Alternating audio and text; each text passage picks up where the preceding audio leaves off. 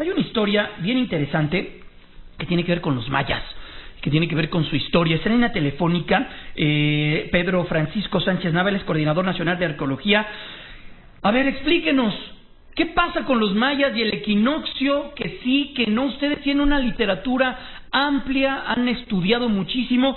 A ver, doctor, maestro, por favor, Pedro Francisco Sánchez Nava, coordinador nacional de arqueología, ¿qué dicen los estudios sobre el equinoccio Kukulcán? Muy buenos días. Muy buenos días, Jaime. Efectivamente, agradeciendo el interés por el tema, que no es un tema así tan fácil. El doctor Iván Sprajc, un arqueólogo esloveno, y yo llevamos muchos años realizando estudios de arqueoastronomía en todo Mesoamérica, y en este caso particular tocamos en la zona maya y puntualmente el tema del castillo de Kukulcán en Chichén Itzá. Entonces ahí nuestros estudios demuestran de manera fehaciente que el efecto lumínico, lo que se advierte en estas fechas que son cercanas al equinoccio, no fue un fenómeno buscado deliberadamente por los mayas.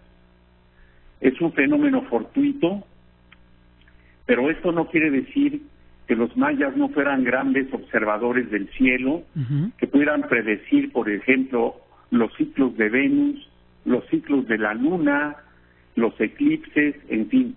Pero en este caso particular, el llamado equinoccio es un fenómeno o es un concepto totalmente moderno, y es un concepto que no se puede ver a simple vista. Hay que hacer cálculos. Ahorita tú dijiste que el 21 de marzo, ¿no? Sí. Bueno, a veces el equinoccio ocurre el 20 o el 22 a distintas horas, pues eso se tiene que calcular matemáticamente. Entonces, en este caso, nosotros lo que ya demostramos con imágenes sobre todo, es que este fenómeno que sí existe, sí se ve, es muy atractivo, es espectacular, sí se ve, pero no fue buscado expresamente por los mayas. No construyeron el castillo con este fin. Ellos lo orientaron para buscar fechas que tenían que ver con la agricultura, que desde la parte más alta se pudieran ver el horizonte para establecer un calendario que les permitiera definir fechas relacionadas con los ciclos agrícolas, con la siembra, con la cosecha, con el desmonte, en fin. Doctor, y entonces, la literatura a la que ustedes tuvieron acceso, ¿qué les dice? ¿A partir de qué año o a partir de qué tiempo, qué momento se comienza a plantearse esta idea de que Kukulcán baja a la tierra para ser mucho más fértil, para que haya buena cosecha? ¿Eso a partir de qué año se empieza a hacer, que se convierte en toda una tradición y mucha gente va el 21 de marzo a tomar vibras y alzar las manos y a ver cómo baja Kukulcán? ¿Esto como de qué se enteraron, pues? No, bueno, esto ocurrió hace más o menos 50 años. Ah, mire, es reciente. En los años 60 y 70 del siglo pasado, dos investigadores, Rivard, Jean-Jacques Rivard y Luis Arochi, comenzaron a plantear que esto era un fenómeno buscado expresamente por los mayas. Entonces, no hay ninguna literatura realmente seria que plantee que Kukulcán desciende y alimenta y produce algún tipo de energía, ¿no? Esto es un fenómeno social muy respetable, ¿no? Sí ocurre así, pero si la gente quiere ir a ver ese fenómeno lumínico, puede ir desde el día 15, por lo menos claramente desde el 15 de marzo y hasta el día 30 de marzo. Entonces el fenómeno se va a ver casi igual, con variaciones que la gente no nota, ¿sí? E incluso en días posteriores a esta fecha equinoccial, que repito, ocurre el 20, 21, 22 de marzo, después de esa fecha se ve con mayor nitidez.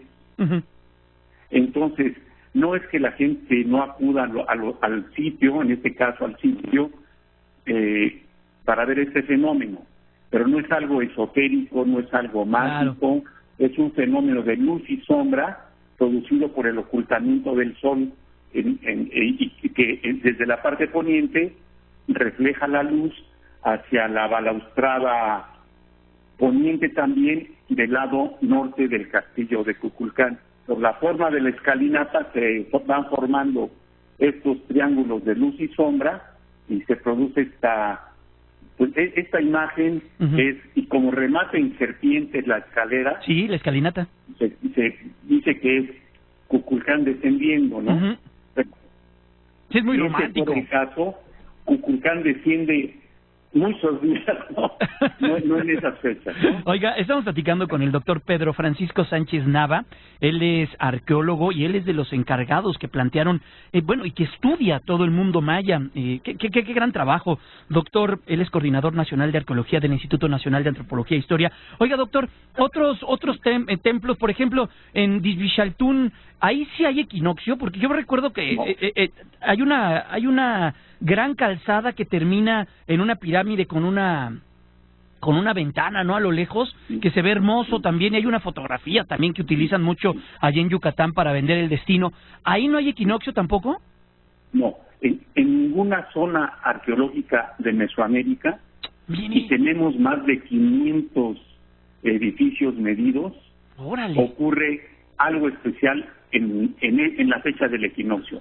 El equinoccio es un fenómeno, un concepto moderno que los mayas no manejaban. Manejaban otras cosas igual de importantes, como son los solsticios, que eso sí se ven en los extremos del sol, ¿no? Cuando el solsticio quiere decir sol detenido, cuando el sol llega a su punto extremo en el norte y en el sur y comienza a regresar. La mitad de ese lapso que se tarda el sol en regresar, eso le llamamos cuarto de año. Sí. Y esa fecha sí la determinaban, porque eso se puede contar. Contaban los días entre solsticio y solsticio, le sacaban la mitad, y eso sí lo marcaban en sus edificios. El equinoccio es un concepto actual, digamos, difícil de establecer solo con medios matemáticos y herramientas muy avanzadas, complejas. Entonces no se podía ver a simple vista. O sea, para ellos esta fecha no podían determinar en qué momento el día duraba el mismo tiempo que la noche. ¿Sí me explicó? ¿Venus era importante para ellos en el cielo? Venus era sumamente importante, y la luna también era muy importante. Okay. Los edificios que hay en la costa en Tulum, de Quintana Roo, Tulum entre ellos, están más bien relacionados con los ciclos lunares. Exacto. Debemos recordar que en Cozumel está el santuario de la diosa Ixchel, que es la deidad lunar, y quienes hemos tenido la suerte de estar en aquellas latitudes, pues las salidas lunares son verdaderamente espectaculares, ¿no? Entonces sí, tenían grandes conocimientos astronómicos, pero particularmente del equinoccio no lo tenían, no les hacía falta, no les implicaba nada. Oiga, y aprovechando que está en la línea telefónica, ¿qué pasó con los mayas? Hubo hay varias teorías, pero una de las más cercanas o de las que más se acerca a la realidad es que fueron altamente depredadores de su entorno y se quedaron sin bienes y tuvieron que emigrar hacia otras latitudes. Puede ser una de las razones para poder mantener esas grandes ciudades como Chichén Itzá, que es el ejemplo que estamos viendo, como Dizbixaltún, que también tú mencionaste, para poder mantenerlas, y con esos estucos tan grandes tenían que quemar una gran cantidad de madera para producir cal y poder darle esos enlucidos a los edificios. Claro. Entonces puede ser que una de las razones, no creo que sea una sola la razón para estos colapsos que se le denominan, sino también el tema de la guerra. Oiga, disculpe, nos agarró el corte comercial automático, estábamos tan pues inmersos en esta charla con el maestro Pedro Francisco Sánchez Nava, coordinador nacional de arqueología del Instituto Nacional de Antropología e Historia, platicando de estas, bueno, primero del estudio, interesantísimo estudio realizado que ellos encabezaron sobre la, pues el no impacto, o que no tenían dentro de su conocimiento que existieran equinoccios como tales los mayas, y para ello no hacían monumentos que muchas veces se utilizan como relojes solares, o como cuestiones que se ponen con los astros, o dirigido a los astros para llevar temas de mejores cosechas, o traer mayor vida a la tierra, o paz. Recuerden que ellos tenían una multiplicidad de dioses, de deidades, donde a cada uno tenían que estarlos o tenerlos, permíteme utilizar la expresión, contentos. Bueno, de todo eso, pero en este último, antes de ser interrumpidos por el corte comercial, Pedro Francisco Sánchez Nava, estábamos hablando sobre las teorías que existen alrededor de la desaparición de los mayas. Nos comentaba, ayúdenme a redondear el tema, nuevamente buenos días. Bueno, un tema seguramente pudo haber sido que agotaron los recursos naturales de su entorno. Se pudieron haber producido por ello grandes sequías. Las ciudades crecieron de tal manera que su mantenimiento se volvió muy complejo. Eran pueblos sobre todo agrícolas, pero también pueblos guerreros. Seguramente también los conflictos entre ellos pues podrían haber suscitado reacomodos de las grandes ciudades.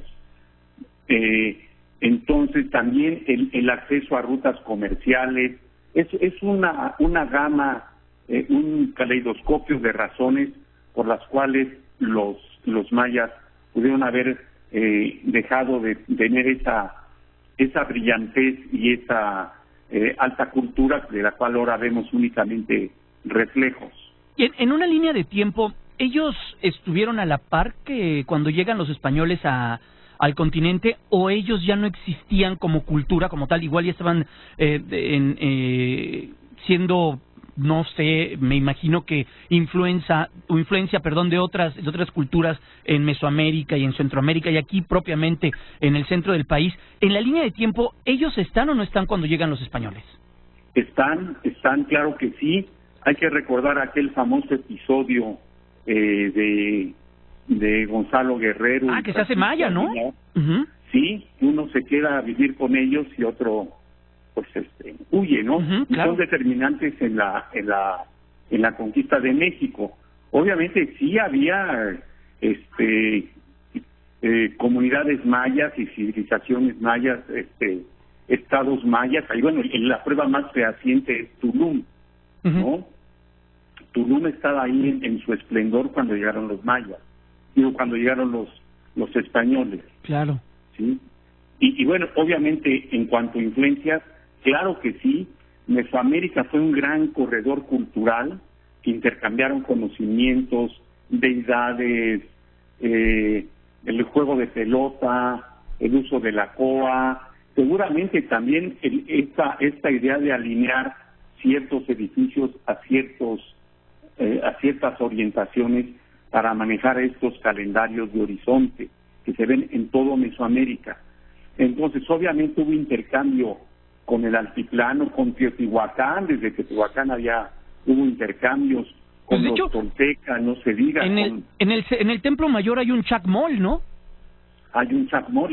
La presencia de chacmol en todo Mesoamérica es contundente, ¿no? Entonces, sí, por eso es Mesoamérica, ¿no? Comparten una serie de valores, de principios, de deidades, de costumbres, de modos de producir, en fin, ¿no? Ceremoniales, todo eso. Qué maravilla y qué buen trabajo tiene, doctor. En verdad lo apreciamos mucho. Ustedes de los importantes, de la gente que conoce la cultura aquí en nuestro país, la cultura mesoamericana, nuestras raíces, de donde venimos.